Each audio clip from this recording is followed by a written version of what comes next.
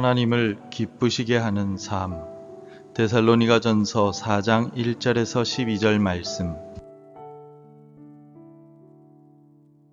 그러므로 형제들아, 우리가 끝으로 주 예수 안에서 너희에게 구하고 권면하노니, 너희가 마땅히 어떻게 행하며 하나님을 기쁘시게 할 수 있는지를 우리에게 배웠으니 곧 너희가 행하는 바라 더욱 많이 힘쓰라. 우리가 주 예수로 말미암아 너희에게 무슨 명령으로 준 것을 너희가 아느니라. 하나님의 뜻은 이것이니 너희의 거룩함이라. 곧 음란을 버리고 각각 거룩함과 존귀함으로 자기의 아내에 대할 줄을 알고, 하나님을 모르는 이방인과 같이 세욕을 따르지 말고 이 일에 분수를 넘어서 형제를 해하지 말라. 이는 우리가 너희에게 미리 말하고 증언한 것과 같이 이 모든 일에 주께서 신원하여 주심이라. 하나님이 우리를 부르심은 부정하게 하심이 아니요 거룩하게 하심이니,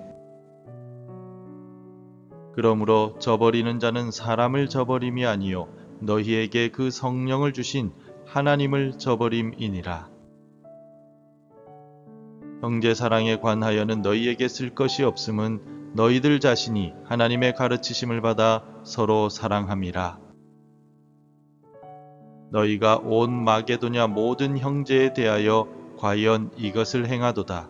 형제들아 권하노니 더욱 그렇게 행하고, 또 너희에게 명한 것 같이 조용히 자기 일을 하고 너희 손으로 일하기를 힘쓰라.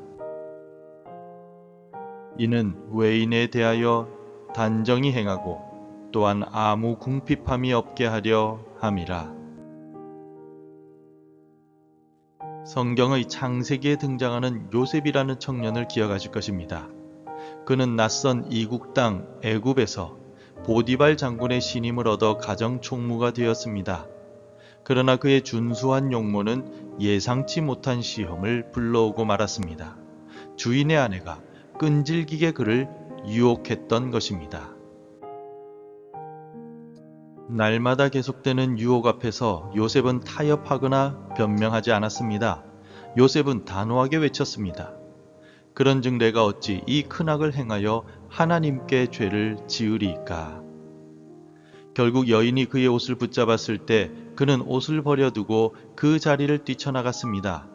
자신의 평판과 안위보다 하나님 앞에서의 거룩함을 선택한 것입니다. 요셉의 시대와 오늘날 우리의 시대가 사실 크게 다르지 않습니다.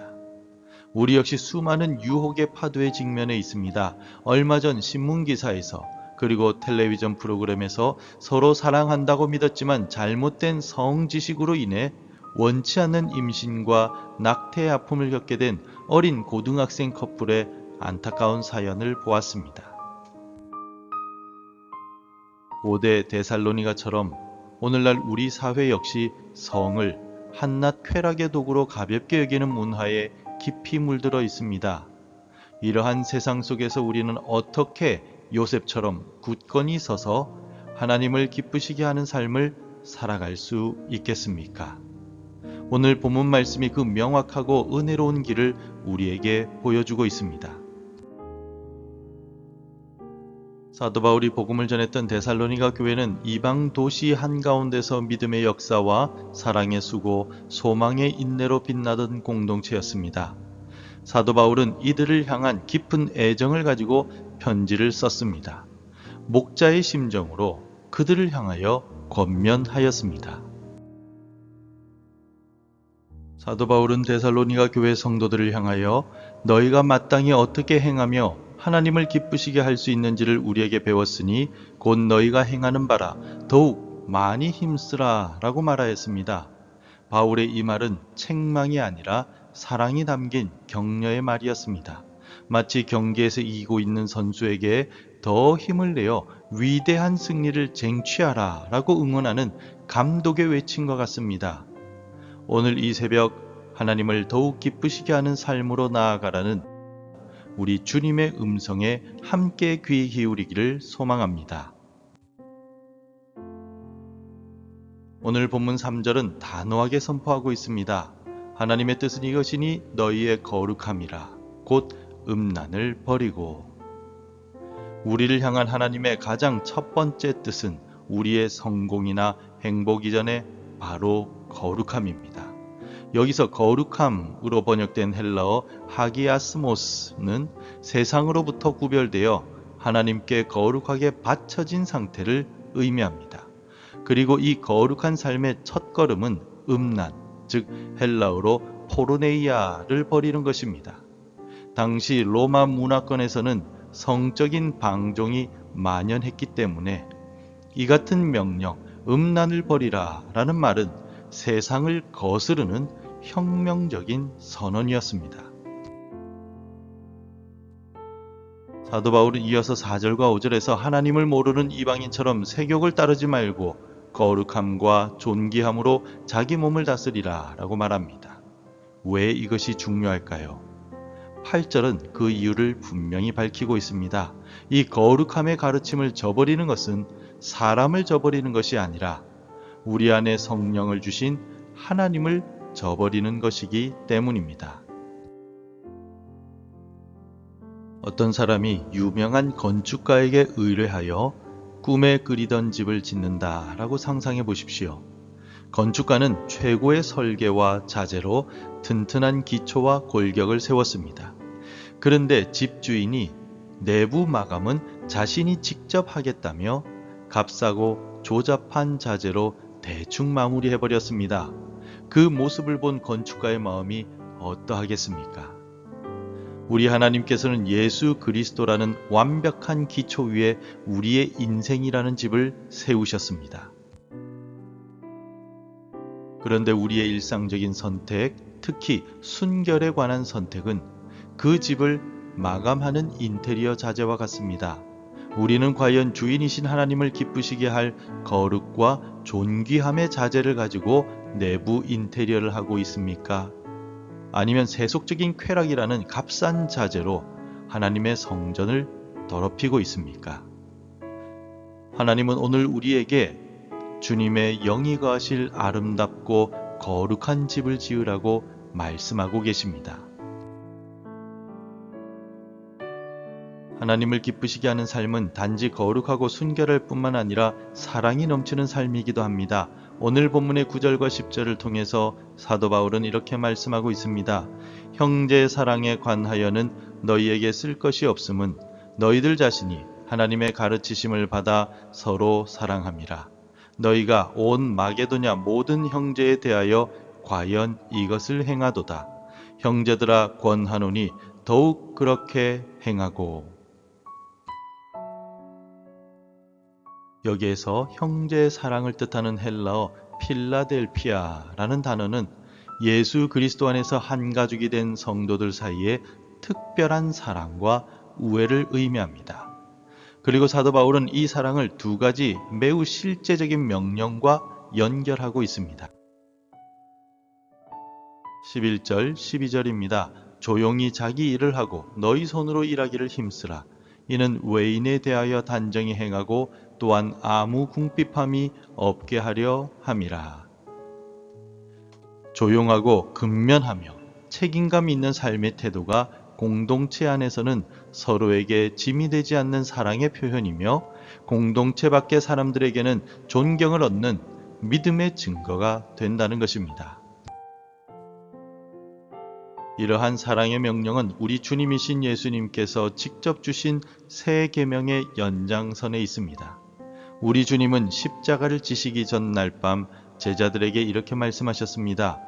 새 계명을 너희에게 주노니 서로 사랑하라. 내가 너희를 사랑한 것 같이 너희도 서로 사랑하라. 너희가 서로 사랑하면 이로써 모든 사람이 너희가 내 제자인 줄 알리라. 성도 간의 사랑은 우리가 예수님의 제자임을 세상에 증명하는 가장 확실한 증거가 됩니다. 거룩하게 살아가라, 사랑하며 살아가라, 성실하게 살아가라 라는 이 모든 명령 앞에서 어쩌면 오늘 우리의 마음이 무거워질 수도 있습니다. 나는 연약해서 도저히 그렇게 살 수가 없는데 하는 좌절감이 들 수도 있습니다. 그러나 복음의 위대한 소식은 이 모든 것을 우리 자신의 힘으로 이루어내는 것이 아니라는 데 있습니다. 우리의 거룩함은 우리가 노력해서 쟁취하는 자격이 아니라 하나님의 은혜로 받은 선물입니다. 성경은 하나님의 뜻이 우리의 거룩함이라고 말하며 그 뜻이 어떻게 성취되었는지를 분명하게 보여주고 있습니다. 히브리서 10장 10절은 이렇게 증언하고 있습니다.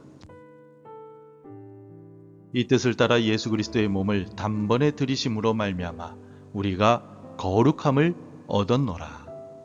우리의 거룩은 우리의 완벽한 행위가 아니라 예수 그리스도의 완벽한 희생에 근거합니다. 주님께서 우리를 대신하여 하나님을 기쁘시게 하는 완전한 삶을 사셨고 우리 죄를 씻으시기 위해 십자가에서 죽으셨으며 이제 우리 안에 성령을 주셔서 그 삶을 살아낼 힘을 공급해주고 계십니다. 그러므로 하나님을 기쁘시게 하는 삶을 살기 위해 우리는 매일 십자가에서 죽으신 예수 그리스도께 가까이 나아가야 합니다. 이것은 우리가 무엇을 보고 무엇을 읽고 무엇을 듣는지 의식적으로 선택하는 것을 의미합니다. 오늘 하루 우리의 삶에서 세속적인 것 하나를 의도적으로 거룩한 것으로 대체해보는 구체적인 결단을 해나갑시다. 정욕과 시기를 자극하는 소셜미디어를 들여다보는 시간을 줄여서 시편 한 편을 읽고 묵상하는 시간으로 바꾸고 세상의 헛된 가십소리를 듣는 대신에 찬양을 듣는 것입니다. 이처럼 진실하고 고결하며 의롭고 순결한 것들로 우리 마음을 채워나갈 때 예수 그리스도의 영이신 성령께서 우리를 속사람부터 변화시켜 우리 주님을 닮은 모습으로 빚어 나가실 것입니다. 성도 여러분, 그리스도인의 삶은 더욱 많이 힘쓰는 여정입니다. 어제보다 오늘 더 거룩하고 더 사랑하고 더 성실하기를 힘쓰는 것입니다. 오늘 본문 말씀은 우리에게 무거운 짐을 지우는 율법이 아닙니다. 우리가 본래 창조된 모습대로 살아가는 자유와 기쁨으로 부르시는 우리 주님의 음성입니다. 우리의 삶을 하나님의 뜻에 맞추어 살아갈 때 우리는 가장 깊은 만족을 누리며 어두운 세상의 빛을 비추는 그리스도인으로 서게 될 것입니다. 이 새벽 기도의 자리를 떠나 삶의 현장으로 나아갈 때 우리가 가야 할 길이 멀다는 사실에 낙심하는 것이 아니라 우리와 함께 하시며 능력을 더하시는 성령님으로 인해 용기를 얻으시기 바랍니다. 그리하여 우리의 모든 삶이 하나님을 참으로 기쁘시게 하는 거룩한 예배가 되기를 주님의 이름으로 축복합니다. 기도하겠습니다. 거룩하신 하나님 아버지, 죄인된 우리를 부르셔서 하나님의 기쁨이 되는 거룩한 삶으로 초대하시니 감사합니다. 세상의 수많은 유혹 속에서 우리의 몸과 마음을 성령의 전으로 구별하여 지키게 하옵소서. 예수님께서 몸소 보여주신 그 사랑으로 우리가 서로를 섬기며 맡겨주신 일상의 삶에 성실함으로 임하여 세상의 빛과 소금이 되게 하옵소서.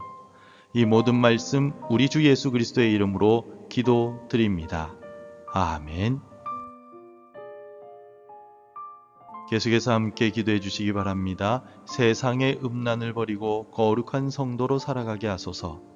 주님 안에서 가족과 이웃 성도들을 뜨겁게 사랑하게 하소서. 나의 일상을 통해 우리 주님께 영광 돌리게 하옵소서. 하나님의 말씀으로 하루를 시작하는 은혜를 주옵소서. 오늘도 말씀대로 살아가며 열매 맺는 하루가 되시기를 축복합니다.